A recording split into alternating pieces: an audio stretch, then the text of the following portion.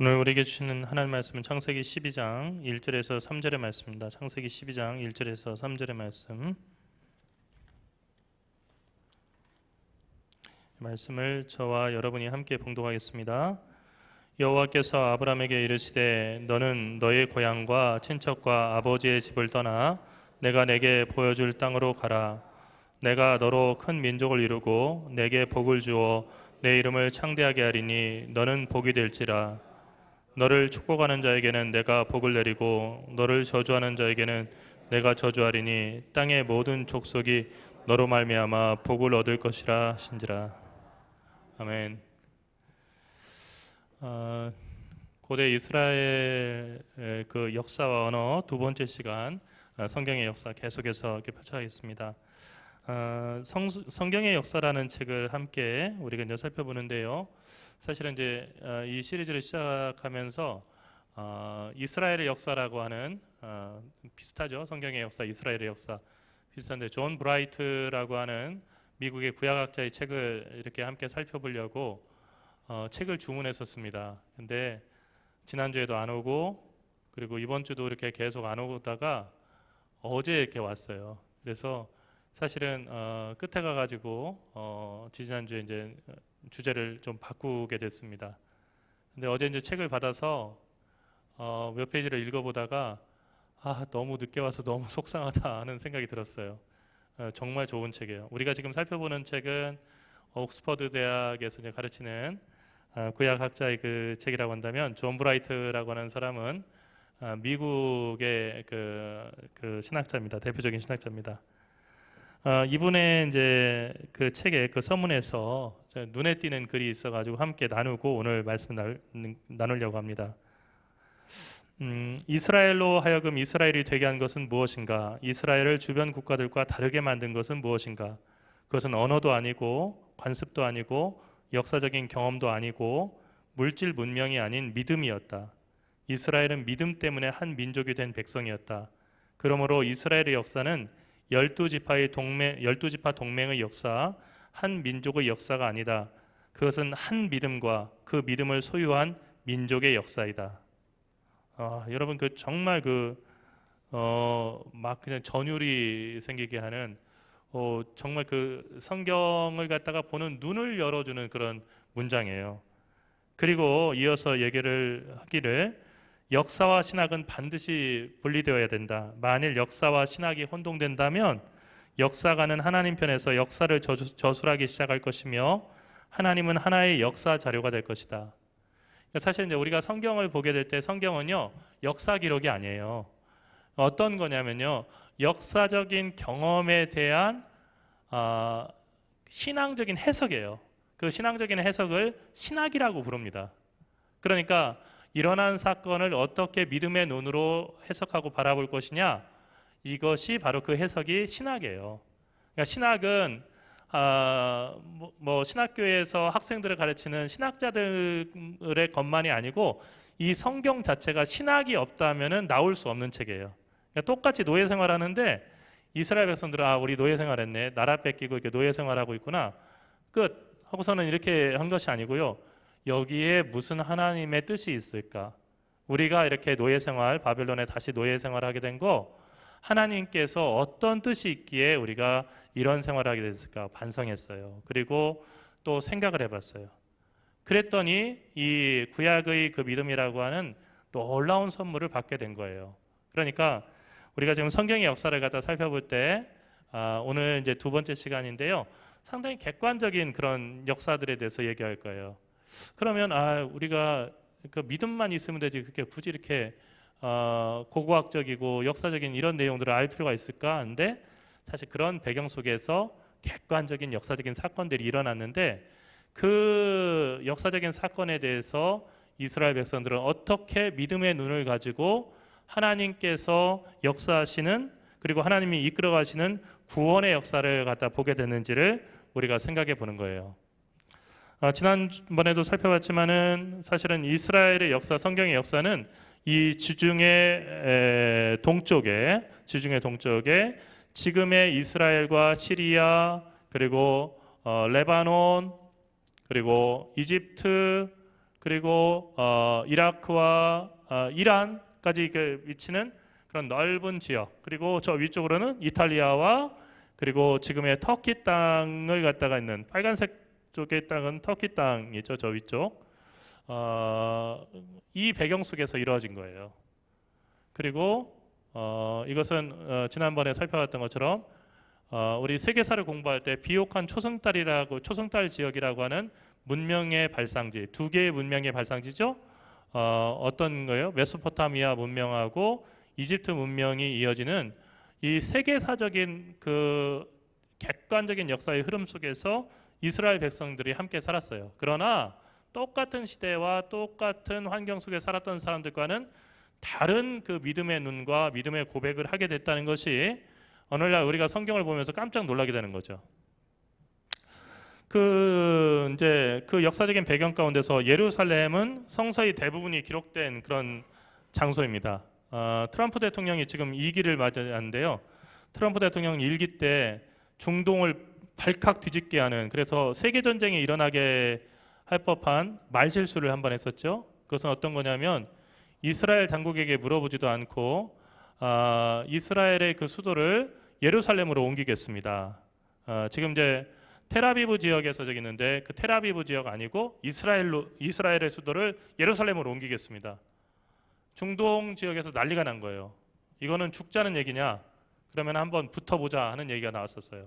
왜냐하면 이 예루살렘의 황금 모스크가 있는 지역은 사실은 여기에 이제 아브라함의 그 무덤이 있다고 하는데 여기 아브라함이 이삭을 갖다 번제로 이렇게 드리려고 했던 그 지역이기도 하고, 이거는 솔로몬의 성전이 서 있던 자리이기도 하고요.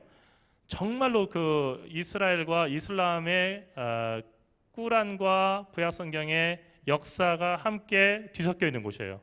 그래서 여기를 갖다 수도로 삼는다고 할 때 이슬람들이 가만히 있질 않죠. 이게 한 그 이스라엘 청년이 황금 모스크로 이렇게 덮여 있는 거, 하나님 성전이 있던 곳인데 이렇게 모스크가 있다는 거, 이거 마음이 아프다 해서 저기다 불질러 썼어요. 난리가 났었죠. 결국 이스라엘 세금으로 다시 싹 져줬어요. 이건 뭐 그냥 쉽게 넘어갈 부분이 아니기 때문에. 오늘날에도 예루살렘이 있죠. 이 성서의 대부분이 기록된 그 자리가 바로 저 예루살렘이에요. 그러니까 저 예루살렘에서 우리가 알고 있는 성경의 대부분이 정리되고 기록이 돼 있어요. 하지만 성서의 내용은 예루살렘에서 펼쳐진 이야기가 아니라 앞서서 이렇게 살펴봤던 이 넓은 지역에서 전부 일어났던 일들이 바로 성경에 기록되어 있습니다.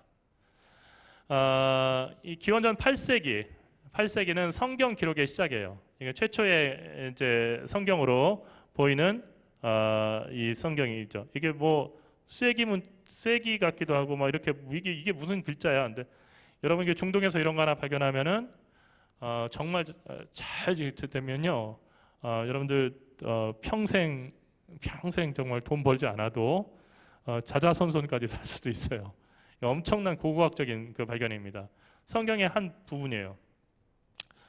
이 성경은요, 오랫동안 구두전성에서 문자 기록으로 이렇게 됐어요. 그러니까 우리가 흔히 이제 잘못 생각하는 것 중에 하나가 모세 때 다 히브리어가 있어가지고 히브리어로 성경을 기록하고 그리고 이스라엘 백성이 그걸 그대로 물려준 것으로 알지만 사실 그때는 히브리어 자체가 없었어요.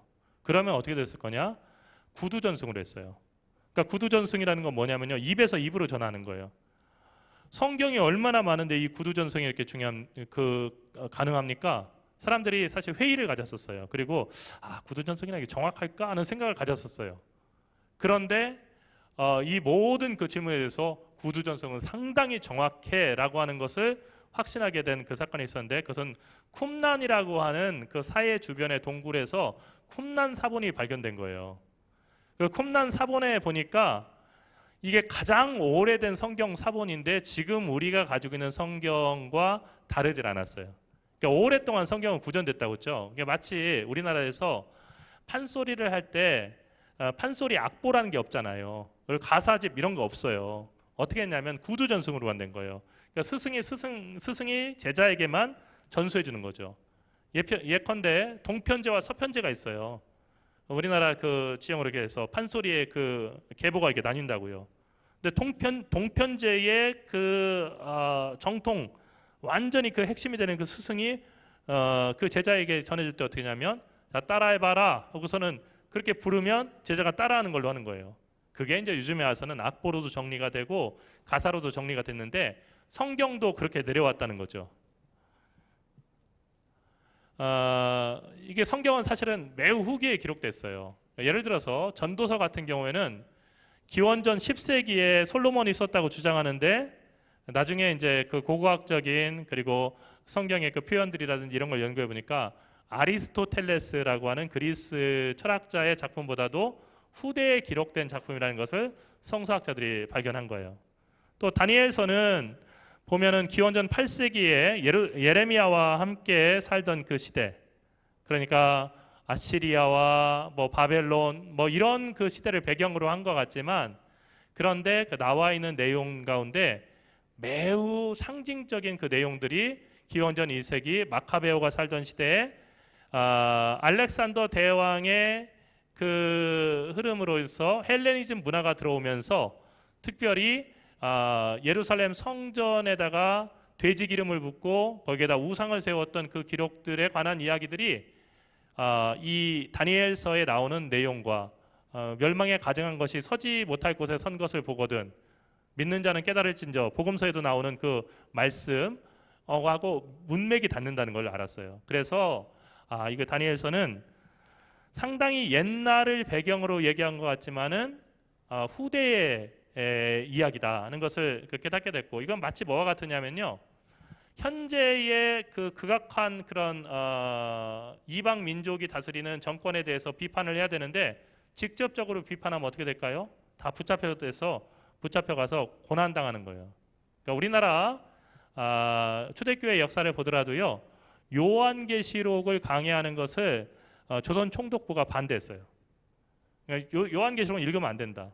왜 반대했냐면요, 요한계시록을 읽어가면서 계속 하는 게 뭐냐면은 이렇게 그리스도를 믿는 사람들을 박해하고 그리고 핍박하는 사람들이 이렇게 있지만은 이 사람들은 전부 다 짐승의 그 숫자에 인맞은 사람들이고 이 사람들은 전부 다 처벌받을 것이다 하는 얘기를 갖다가 성경 얘기만 할 뿐인데 듣고 난 사람들이 어떤 생각하냐면요, 일본이 영원하지 않구나, 하나님은 이 일본 제국을 반드시 멸망시키시고 우리에게 독립 주시겠구나. 그러니까 예배 참석한 사람들이 다 애국자가 되고요, 독립투사가 되는 거예요. 그래서 어떻게 했냐면, 야, 이런 얘기 하지 말고 이 땅에서 참고 견디고 하면은 다 천국 가고 그리고 저항하고 그리고 공격적인 방법 쓰고 하면 다 지옥 간다고 그렇게 가르쳐라 하고 강요를 했지만, 사실은 우리 많은 믿음의 선조들과 목사님들, 설교자들이 성경의 말씀을 가르쳤어요. 근데 그 성경의 말씀이 오히려 일본 사람들에게 체제를 위협하는 말씀으로 들렸다는 것도 정말로 놀라운 일이죠. 이 구약성서는 앞서 얘기한 것처럼 다양한 장소에서 오랜 기간에 걸쳐서 기록된 말씀이에요. 이스라엘 국가들의 그 정치, 이스라엘 이웃 국가들이죠. 예루살렘을 중심으로 한 유다와 또 세겜을 중심으로 한 그 북이스라엘의 주변을 둘러싸고 있었던 그런 나라들의 정치, 군사, 외교적인 영향 속에서 이스라엘이 살아왔죠. 그런데 그거에 대한 객관적인 기록만 담은 게 아니고 그 가운데서 이스라엘이 발견한 믿음, 그리고 그 믿음의 주인이 되시는 하나님, 자기들이 발견한 하나님의 은혜 그리고 하나님의 구원의 역사에 대한 기록이 바로 구약 성경이 되었다는 거예요. 성서 이야기는 우리가 이제 조금 요약을 하면은 아브라함과 이삭과 야곱과 요셉과 11 형제들에 관한 이야기가 이제 성경의 가장 그 첫 부분에 나오죠. 물론 창세기의 얘기가 나오지만은 창세기는 사실은 이거보다 훨씬 후에 기록된 말씀이라는 것을 알 수가 있어요. 어떻게 알 수 있냐? 그 문체라든지 그리고 거기에 적혀 있는 그 내용들이 이 뒤의 내용과는 조금 다른 문체라는 것을 통해서 알 수가 있어요. 그 다음에 어떻게 됐죠? 기근이 가나안 땅에 왔죠. 그래서 이집트로 이주했잖아요. 그 다음에 400년간의 노예 생활을 이집트에서 경험하게 됩니다. 그때 하나님께서 모세를 부르셔서 광야에서 몇 년 동안 방황하게 하셨어요? 40년 동안. 왜 방황하게 하셨죠? 이스라엘이 하나님께 불평하고 순종하지 않고 했기 때문에. 그러니까 처음부터 40년 동안 광야에서 방황하게 하시려고 이스라엘 불러내셨을까요? 아니에요. 그러니까 지금도 이스라엘 백성들이 그때 출애굽한 숫자들을 갖다가 애굽에서 이스라엘 땅까지 연결해 보면요, 몇 번 왔다 갔다 할 정도의 띠가 만들어질 수 있어요. 그러니까 그렇게 먼 거리가 아닌데 그렇게 헤매게 하셨다는 거예요. 그 다음에 광야 40년이 지난 다음에 요즘 그 새벽기도에서 살펴봤지만은 가나안 정착과도 벌써 사사들의 시대가 이렇게 열렸죠. 그 사사들의 시대가 끝나는 그 중간에 지난주에 살펴봤던 룻기가 이렇게 들어 있고요. 룻기에서 그 다음에 연결되는 것이 사무엘서인데, 사무엘서가 왕들의 시대와 사사들의 시대를 연결하는 하나의 중요한 조인트 역할을 합니다. 그 왕들의 시대에서 우리가 주로 기억하는 것은 어떤 왕을 많이 기억해요? 다윗 왕. 뭐 다윗 왕은 시편도 이렇게 기록했고, 솔로몬 잠언서와 전도서를 갖다 기록했다고 하는데, 이게 사실은 솔로몬의 이름을 빌었을 뿐이지 후대에 기록된 것이 맞다고 제가 아까 말씀드렸어요. 이때 이제 그 주변 나라들을 보면은 모압과 암몬과 에돔과 아라함이 있었는데, 사실은 그 역사 그 성경에서 보면은 뭐 이 모압, 암몬, 에돔, 아람은 막 계속 괴롭히는 역할만 하는 것 같은데, 객관적인 역사 속에서는요, 다윗과 솔로몬 때는 이 네 나라가 조공을 바치는, 이스라엘에게 조공을 바치는 그런 나라였어요. 그러니까 이스라엘 나라의 나름대로 정점이었다고 우리가 알고 있죠. 솔로몬이 죽은 다음에 남한국 유다와 북한국 이스라엘이 분열됐죠. 그 다음에 아시리아가 북한국 이스라엘 북쪽을 먼저 멸망시켰어요. 기원전 8세기인데요. 이때가 어느 정도냐면은 성경 역사가 꽤 진행된 거잖아요. 아시리아에 넘어갈 때. 우리나라에서는 그때 비로소 고조선 건국 시기예요. 그러니까 그 앞의 시기가 상당히 오래된 시기라는 걸 알 수가 있죠. 또 바빌로니아가 유다를 멸망시킨 게 기원전 6세기인데, 이 6세기 때는 우리나라 삼국시대가 아직 열리지도 않았던 때예요. 그러니까 상당히 오래전 얘기입니다. 이때 이제 바벨론이 성전을 파괴하고 땅을 완전히 황무지로 만들어 놓고 이렇게 떠났죠. 그 다음에 이제 우리가 잘 알고 있는 바벨론 포로기가 시작이 됩니다. 이스라엘 땅에는 지극히 가난하고 그 무지한 땅의 백성 암하레츠, 그 땅의 사람들이라고 하는 암하레츠, 그 땅의 백성들만이 그 땅에 남게 됐어요. 이때 이제 활동했던 예언자들이 에레미야하고 에스겔인데, 바벨론의 포로로 끌려간 사람들에 관한 기록들을 갖다가 역사에 찾아보면 그렇게 역사에서 쉽게 찾아볼 수가 없고 거의 그 기록이 없어요. 그러니까 아마도 포로로 끌려갔지만 그 숫자가 많지 않았을 것이다. 성경의 설명과는 다르게 많지 않았을 것이라는 걸 알 수 있죠. 그리고 이제 펼쳐지는 얘기는 페르시아가 이 바벨론을 갖다 정복하면서 페르시아의 군주 고레스, 이제 키루스라고도 하고 영어에서는 키러스라고도 하는데, 이 키루스가 바벨론 땅을 정복하고 이스라엘 백성들이 돌아올 수 있도록 귀향을 갖다가 독려하는 그 내용이 나오는데, 사실 이것도 페르시아의 역사 문헌을 볼 때 의지를 가지고 뭐 이스라엘 백성들 돌아가라 했다는 것은 찾아볼 수가 없어요. 다만 이제 성경의 그 기록에 의하면 고레스가 하나님의 충실한 종이라서 하나님의 명령을 듣고 이스라엘 백성을 돌려보냈구나, 모든 게 하나님의 은혜였다 하는 이스라엘의 신앙 고백이 성경에 나와 있는 거예요. 이때를 반영하는 그 책이 우리가 이제 성경에 있는 에스더서죠. 에스더는 페르시아의 통치를 받던 시대에 그 페르시아의 왕의 왕비였던 에스더라고 하는 포로 출신의 왕비의 이야기를 갖다 우리에게 담고 있어요. 그 다음에 어떻게 됐죠? 유대인들이 예루살렘으로 귀국을 하죠. 그리고 제2성전, 제1성전은 솔로몬이 지은 겁니다. 제2성전은 그 다음으로 지은 거예요. 왜냐하면 바벨로니아에서 앞서서 살펴본 것처럼 성전을 갖다 다 회파시켜 버렸잖아요. 그래서 성전이 이제 다 무너져 버렸기 때문에, 그래서 제2성전을 건축하는 이야기가 나오는데, 그게 에스라, 느헤미야에 해당되는 얘기입니다. 그 다음에 어떤 일이 있냐면요, 알렉산드로스, 우리가 아는 알렉산더라고 하는 그 대왕이 페르시아를 정복하죠. 기원전 333년 이소스 전투에서 승리하면서 그런 일이 일어났는데, 그래서 어떻게 했냐면요, 우리가 알렉산더 대왕을 갖다가 세계사에서 볼 때는 아주 패기도 넘치고 용맹하고 정말로 젊은 사자와 같은 그런 멋진 왕, 그리고 세계화의 꿈을 이룬 그 왕으로 이렇게 보지만 유대교의 그 역사에서, 이스라엘의 역사에서 볼 때는요, 최고의 악마예요. 다니엘서에 나오는 짐승의 그 주인공이 누구냐면은 바로 알렉산더예요. 알렉산더. 그리고 그 알렉산더의 그 후손인 그 후계자인 안티오코스 4세 에피파네스라고 하는 이 사람의 이야기를 갖다가 다니엘서에서 다루고 있는 거예요. 왜냐하면 이 사람은요, 알렉산더보다도 훨씬 더 친밀하게 기원전 2세기에 유대교를 완전히 다 지워버리려고 했어요. 그래서 어떻게 했냐면 아까 얘기했던 것처럼 성전에다가 정말로 근처에 와서도 안 되는 돼지 기름을 갖다가 제단에다 뿌려버린 거예요. 제단에다 돼지 기름 뿌려버리면요, 그 제단은 쓸 수 없어요. 쓸 수 없어요. 닦아서 쓰는 게 아니에요. 그거는 이미 더러워졌기 때문에 쓸 수 없다라고 생각하는데 거기다 돼지 기름 뿌리고, 그리고 황제의 그 신상을 세워서 들어간 사람마다 여기다 절하지 않으면 안에 들어가서 제사를 지낼 수도 없다라고 얘기했어요. 이런 그 에피파네스 황제에 대해서 분노하고 일어난 사람들이 있었는데, 유다 마카베오와, 그래서 여러분 우리가 보는 성경에는 없는데 천주교에는 외경이라고 하는 성경이 있어요. 구약, 신약, 그리고 외경이라고 했는데 외경 가운데 한 권이 마카베오서가 바로 그런 거예요. 마카베오서가. 그래서 이 마카베오와 형제들이 혁명을 일으켜요.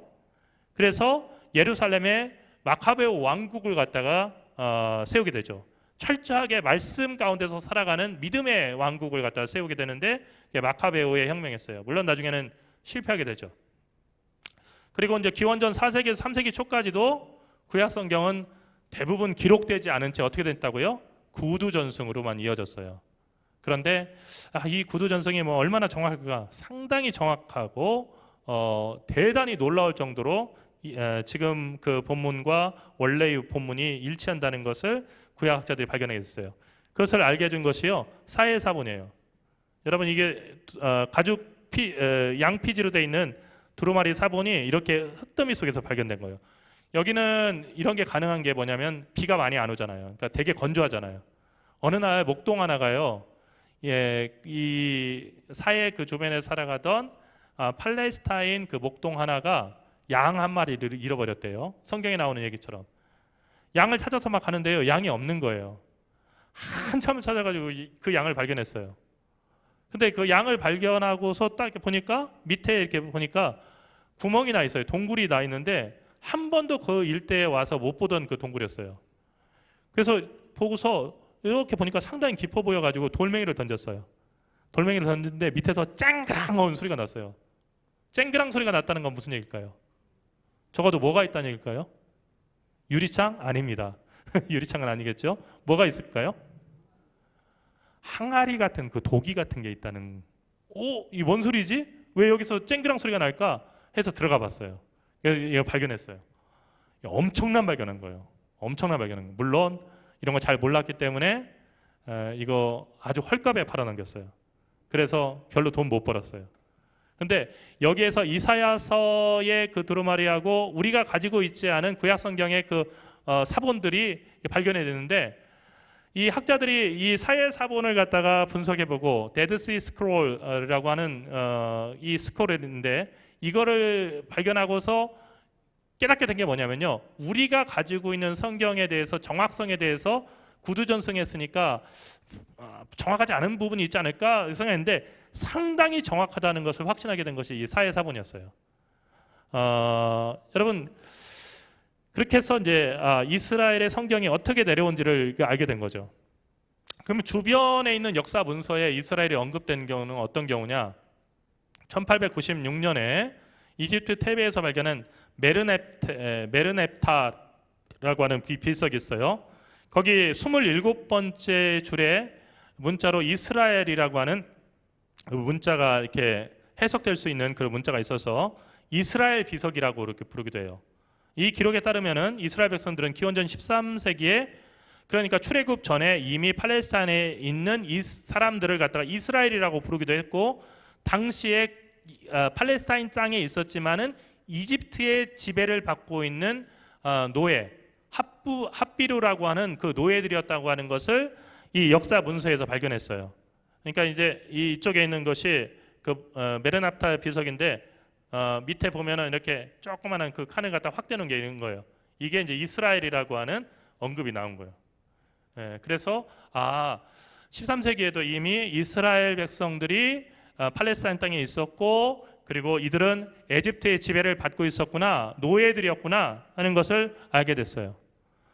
또 고고학적인 그 발견을 보면은 아브라함과 사레가 그 결혼한 내용에 대해서도 우리가 생각해 볼 수 있는 게 나와요.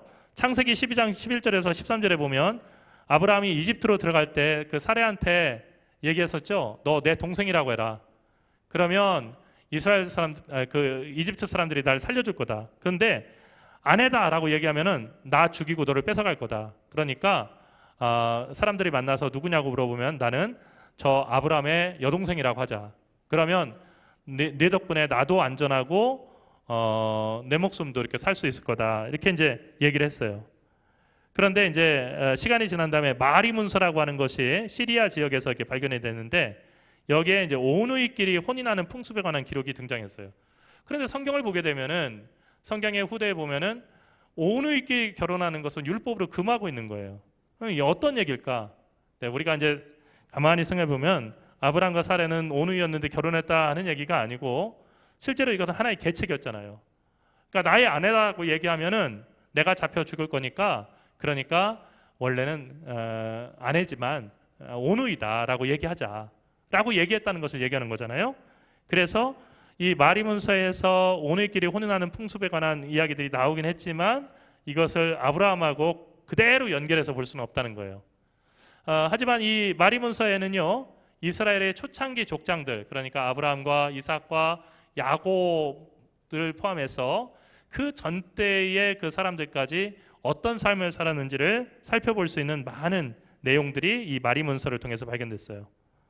그런가 하면 출애굽기에 보면 출애굽기의 리더의 이름이 누굽니까? 출애굽기의 지도자 이름이 누구예요? 모세예요. 그런데 이 모세라고 하는 이름이요, 이집트 왕실의 왕들의 이름 가운데 모세라고 하는 이름을 가진 사람이 많았어요. 그러니까 모세라는 이름 자체가 히브리어 이름이 아니고 바로 이집트 사람들의 이름이라는 거. 그래서 투트모세 1세, 2세라고 하는 이 사람들이 실제로 피라미드가 발견돼 가지고 있는 거예요. 이건 투트모세 1세에 관한 거예요. 그래서 이 모세라고 하는 이름이 이집트인들하고 많이 겹쳤고, 아론과 비느하스라고 하는 그 이름도 이집트식 이름이라는 거예요. 그런데 여기서 이제 생각해 볼 수 있는 것은 이집트에서 출애굽한 사람들, 모세와 그 자손들이 반드시 메소포타미아에서 온 아브라함의 자손인가 하는 그 질문이 생기는 거죠. 그러니까 무슨 얘기냐면은 다 아브라함의 자손들일까? 아니면 이 두 부류는 조금 겹치기도 하지만은 다른 부류의 사람들인가? 우리가 잘 알 수 없어요. 그러니까 분명한 것은 이스라엘 민족의 조상들이 팔레스타인 원주민이 아니라 다른 곳에서, 성경의 말씀처럼 다른 곳에서 이주해 온 사람들이라고 하는 것은 대단히 분명하다는 얘기예요. 왜냐하면 그 이름 속에서도 이 팔레스타인 지역에서 나타나는 흔한 이름을 발견할 수가 없다는 거죠. 그 다음에 이제 왕국 시대에 많은 것이 기록됐다고 했는데요, 다윗과 솔로몬 시대 때 주변의 모든 국가를 복속시키고 대규모 왕국 건축과 성전을 건축했다. 그래서 막 솔로몬의 부 뭐 그런 거 나오잖아요. 시바 여왕도 와가지고 막 경배하고 엄청 돈을 많이 벌였다. 근데 이것은 이제 성서학자들에서는 다소 좀 과장된 그 기록으로 보인다는 거예요. 거짓말이라는 얘기가 아니에요. 분명히 그런 그 부흥이 있었는데 뭐 그 정도로 이렇게 부자는 아니다. 예를 들어서 여러분 열심히 사업을 해가지고 그래서 좀 돈을 어느 정도 벌었다고 합시다. 몇십억 정도 이렇게 벌었어요. 그래서 이게 좀 큰 돈을 벌었네. 한다고 해서 빌 게이츠 앞에서 나도 당신과 마찬가지로 부자입니다라고 얘기할 수 있을까요? 비교 안 되는 거죠. 역사상 최고의 부자 가운데 하나가 빌 게이츠라고 하잖아요. 그게 순위가 좀 바뀌긴 하지만, 그러니까 이건 사실은 할 수 없는데, 그런데 이제 성경은 관심을 가지고 있는 것은 이스라엘의 객관적인 역사를 기록하는 데 있는 게 아니고요, 하나님을 갖다가 이스라엘의 왕들이 어떻게 대했었고, 그리고 하나님 앞에 어떤 삶을 살았는지에 관해서 설명하면서 다윗과 솔로몬 시대는 다윗이 정말로 하나님 앞에 의로운 삶을 살았기 때문에 하나님이 이토록 복을 주셨다는 것을 표현하는 과정 속에서 다소 과장된 표현이 있을 수 있다는 거예요.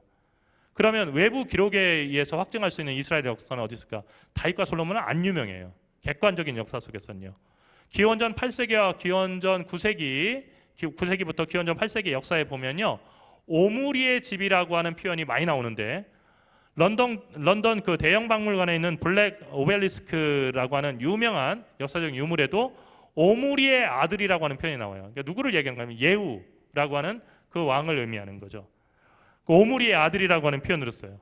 그래서 이 오므리라고 하는 사람이 객관적인 역사를 통해서 보면 오므리 왕이 이 주변의 이스라엘 백성들 주변 나라들에게는 다윗과 솔로몬보다 훨씬 더 유명했고 역사적인 영향력이 있었구나 하는 것을 알 수가 있어요. 예, 블랙 오벨리스크 여기 상단에 그것을 갖다 이제 더 확대해 놨고요. 보면은 여기 엎드려 있는 게 나오죠. 이 엎드려 있는 사람이 예후예요. 오므리의 아들. 이 예후가 아시리아의 왕 샬마네세르 3세에게 경의를 표하는 장면이 나와 있고 그 위에 파란색으로 지금 글자를 바꿔놓은 것이 바로 오므리의 아들이라고 하는 그 표현을 계속 써놓은 거예요. 그래서 실제로 우리가 알고 있는 것은 다윗 왕 외에는 이스라엘에 훌륭한 왕이 없고 솔로몬 때 가장 강력했다고 생각하지만 실제로 객관적인 그 역사적인 그 기준으로 이렇게 보면은 오므리의 아들 예후가 그 다윗과 솔로몬보다는 훨씬 더 영향력 있고 부강한 나라의 왕이었다는 것을 알 수가 있어요. 그런가 하면 무라슈 토판이라고 하는 이 흙으로 된 그 토판 그 기록물이 있어요. 다 그림들이죠. 무라슈 토판은 유대인 공동체가 바벨론에서 포로로 살 때 어떻게 살았는가 이게 거기에 대한 설명이 나와요. 그러니까 우리가 성경을 통해서 보면은 이스라엘 백성들은 바벨론에서 적응하지 못했고 빨리 매일 돌아갈 생각들만 했었고 시편 137편에 나와 있는 바벨론 포로 당시의 시 보니엠이 불렀던 Near the Rivers of Babylon이라고 하는 그 노래의 모티브가 된 137편에 보면은 항상 돌아갈 생각만 했던 것 같은데 그러나 무라슈 토판에 나오는 유대인들의 그 삶의 기록들을 보면은 바벨론 땅에서 사업을 시작했던 그런 구체적인 정황들이 나와요. 그리고 유대인 은행을 세웠었대요. 그러니까 이때부터 금융업에는 아주 탁월한 능력을 가졌던 것 같아요. 이것은 예레미야 29장에서 에레미야가 충고를 하죠. 이스라엘 백성들에게. 어떻게 해요? 바벨론 땅에 당장에 너네가 벗어날 거 아니니까 그 땅에 정착하고 환경에 순응해서 거기서 먹고 살 씨를 뿌려라 하는 말씀에 순종한 결과로 볼 수 있다는 것입니다. 여러분 지금의 이란에 가면요, 이란에는 이스라엘 사람들 없을 것 같잖아요. 거기도 유대인들이 있습니다. 왜 그러냐면은 바벨론 포로 당시에 다 돌아온 게 아니고요, 거기에 뿌리를 내렸어요. 그래서 이제 이 그림 자체는 이란에 있는 유대인들의 그 예술 작품이에요. 그러니까 자기들의 어떤 그 삶의 모습을 그렸어요. 옷도 많이 섞여 있죠. 이란 사람들의 옷과 더불어서 유대인들의 그 복장들 함께 섞여 있어요. 그러니까 페르시아가 통치하던 시대에 욥기서와 역대기와 같은 다양한 책들이 바로 이 당시에 나왔어요. 모세오경, 우리가 모세가 지었다라고 얘기하지만 모세오경에 우리가 알고 있는 모세오경, 창세기, 출애굽기, 레위기, 민수기, 신명기와 같은 그 책, 이거 모세오경이네 라고 할 수 있는 최종적인 형태가 완성된 것도 이때쯤이었을 것이다. 그러니까 여러분 어떤 거 알 수 있어요? 평안할 때 성경의 대부분이 8세기에 예루살렘에서 기록됐다고 하지만 실제로 성경의 핵심적인 책들이 기록된 것은요, 집을 잃고 성전을 잃고 포로 생활하면서 신앙생활하기에 정말 힘든 그 페르시아 땅에서 그들이 믿음의 기초를 다시 두었고 그리고 성경 말씀을 기록하고 하나님 뜻대로 살아가기로 결단했던 걸 보게 돼요. 우리가 이제 흔히 구약이란 말을 많이 쓰잖아요. 이것은 사르디스 주교 멜리토가 붙인 그 이름, 신약이라고 하는 이름과 대비해서 초대교회 그리스도인들이 붙인 이름이었어요. 그러니까 사르디스 주교 멜리토라고 하는 사람이 우리가 지금 쓰고 있는 신약이라고 하는 이름을 잘 붙였어요. 그러니까 새로운 계약. 그러니까 옛날 계약은 어떤 게요? 구약이 되는 거죠. 당연히 옛 계약이 되니까. 근데 유대인들은 지난주에도 말씀드렸지만은 구약만을 갖다 성서라고 지금 불러요. 그러니까 구약이란 이름 쓰지 않죠. 구약이란 이름 되게 불쾌하게 생각하고요. 그러면 우리가 지금 믿고 있는 하나님과의 언약이 다 지났다는 거냐, 시간이 지났다는 거냐? 그렇지 않다. 그래서 이 사람들은 토라, 네빔, 우케투빔의 첫 글자들을 따가지고 타나크라고 하는 그 성경을 갖다가 지금도 이렇게 쓰고, 거기에 이제 요즘에는 영어 번역이 붙어 있는 히브리어, 영어, 대역, 타나크를 갖다가 이렇게 쓰기도 하고 한다는 거 지난주에 얘기했어요. 그렇지만 이제 구약이라고 하는 이름에서 옛 구자가 좋지 않은 의미나 경멸의 뜻으로 해석될 수 있기 때문에 유대인들은 구약이라는 표현을 쓰지 않아요. 그러니까 최근에는 성서학자들을 중심으로 히브리 성서나 히브리 성경이라는 용어를 갖다가 많이 사용하지만 사실은 이것도 문제가 있어요.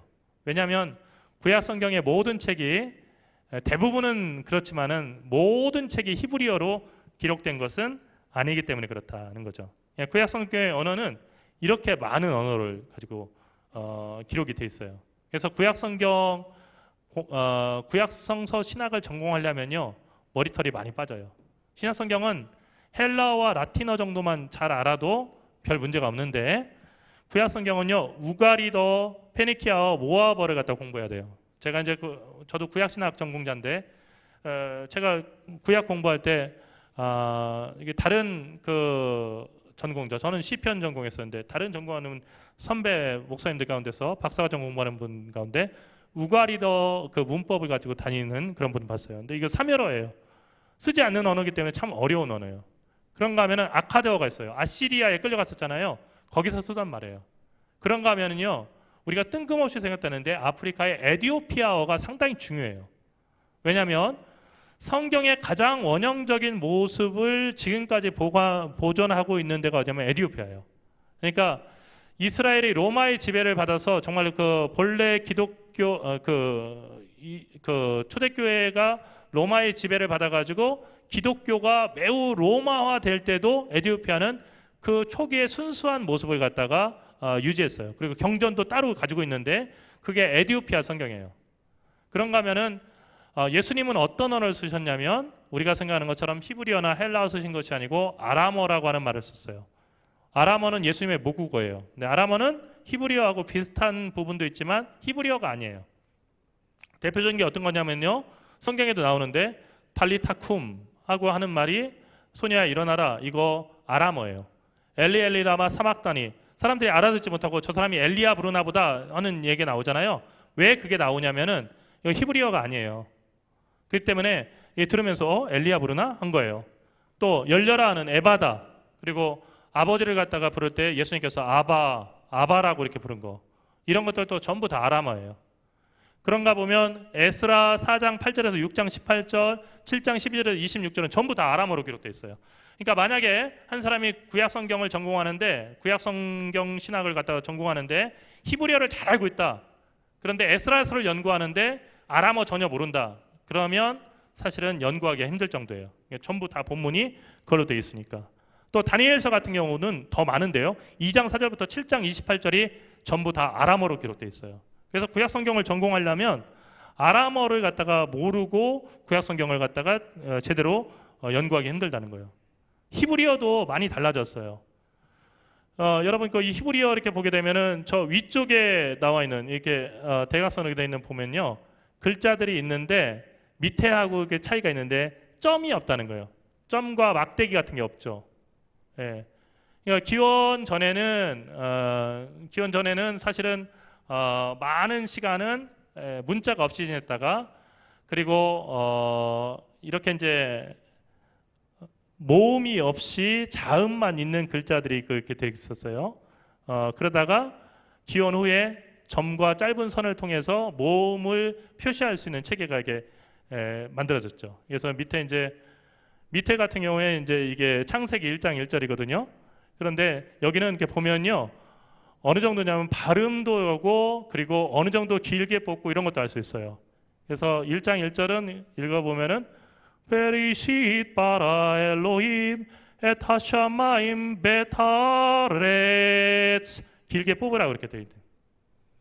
텍스트보다 텍스트를 기록하는 표기 체계가 나중에 이렇게 나온 거예요. 그래서 지금도 이스라엘에 가면 이런 모음 안 찍고요, 자음만 있는 저 위에 있는 글자 같은 걸 보고 다 막 읽어요.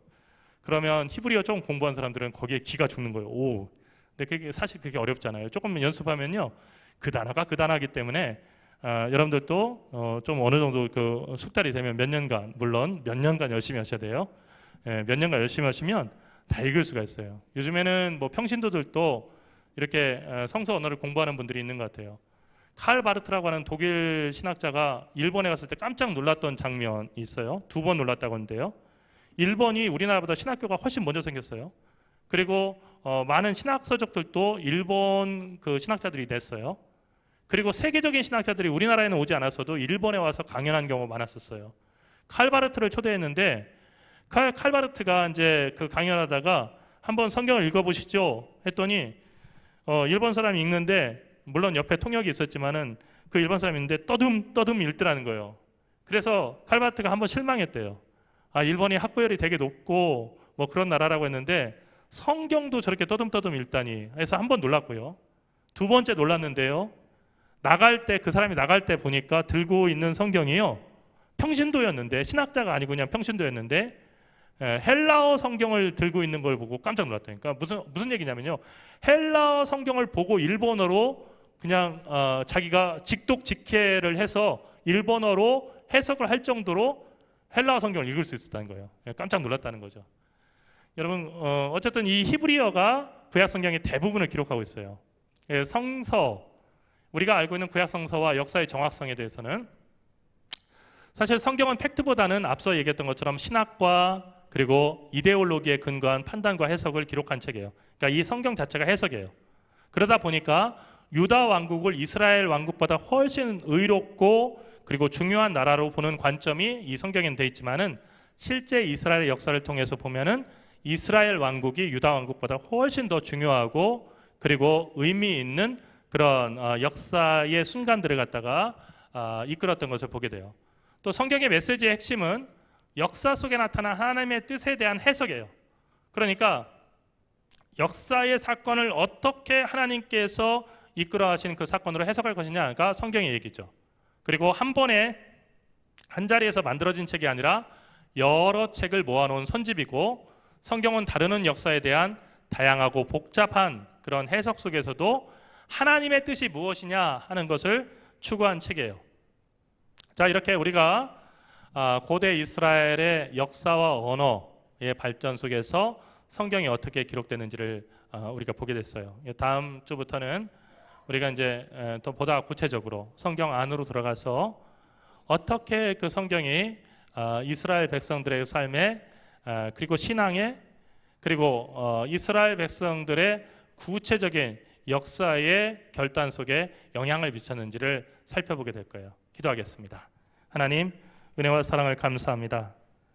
참으로 고난이 많은 이스라엘 역사 속에서 이스라엘 백성들을 그 역사의 파도에 휩쓸리게 하지 아니하시고, 때로는 닻이 되어주시고 때로는 기둥이 되어주셔서 그들을 모든 고난 속에서 견디게 하시고, 하나님의 선한 뜻을 깨달을 때까지 그들로 하여금 고난 속에서도 주님을 부여잡고 매달리고 기다리게 하신 주의 섭리와 그리고 인도하심을 저희가 오늘 말씀을 통해서 살펴봅니다. 아브라함을 부르실 때부터 하나님은 뜻이 있어서 이스라엘 백성을 부르셨고, 그들이 정말로 그 고난 속에서 400년간의 포로 생활을 하고 노예 생활을 할 때 주님께서 이집트 땅에 함께 하셨으며, 다시 포로가 되어서 바벨론 땅에 갔을 때도 그곳에서 믿음으로 굳게 서서 다시 일어서게 하시고 돌아와서 믿음의 공동체를 회복하게 하신 주의 역사를 저희가 살펴보았습니다. 우리의 삶의 모든 구석에 주님이 함께 하신 줄 믿습니다. 간절히 바라옵기는 오직 주님을 바라보고 주의 음성을 들으려고 하는 노력으로 우리 눈에 보이는 그런 두렵고 또 때로는 절망스러운 삶의 경험을 믿음의 사건으로 바꿔나갈 수 있는 저희들 되게 인도하여 주시옵소서. 항상 주님을 믿는 믿음으로 흔들리지 않도록 저희를 붙잡아 주시옵소서. 사랑하신 예수 그리스도의 이름으로 기도드립니다. 아멘.